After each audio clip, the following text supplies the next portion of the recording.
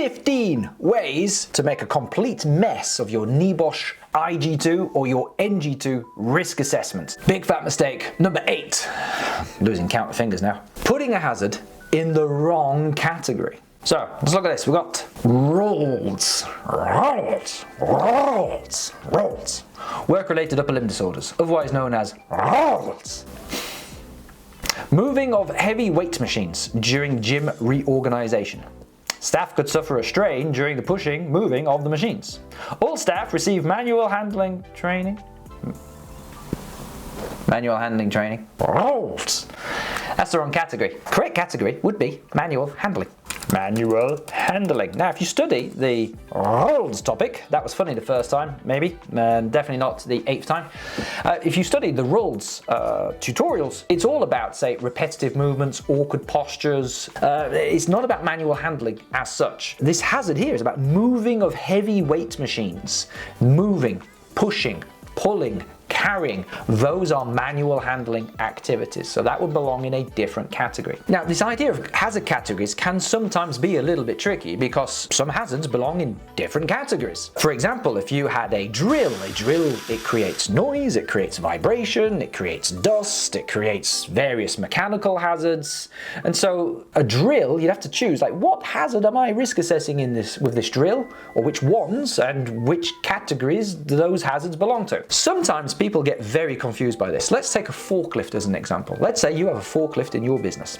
And so let's say your hazard is the movement of a large forklift in close proximity to pedestrians in the warehouse. Now, which hazard category does a forklift belong to? Well, it depends on what your hazard is. Let me take a look at this. So a forklift is a vehicle, and so you'd think, right, movement of people and vehicles in the workplace.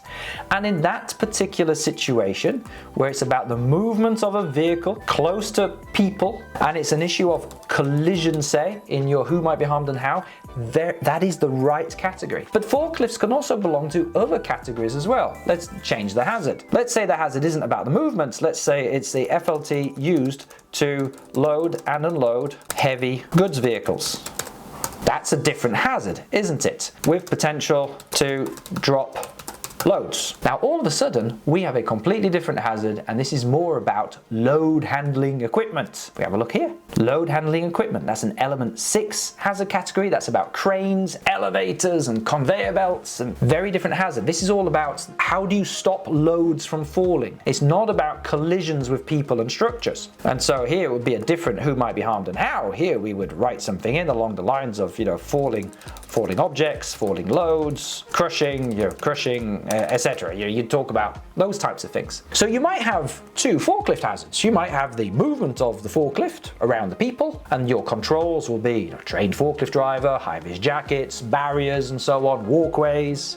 And then for your load handling equipment hazard, you're going to have things like Lola for examinations every 12 months or 6 months, as the case may be. You will have the pallets being strapped and the loads secured so that they don't accidentally fall. So very different harms, very different control measures. Make sure you think carefully about what is this hazard and exactly what hazard category does it belong in.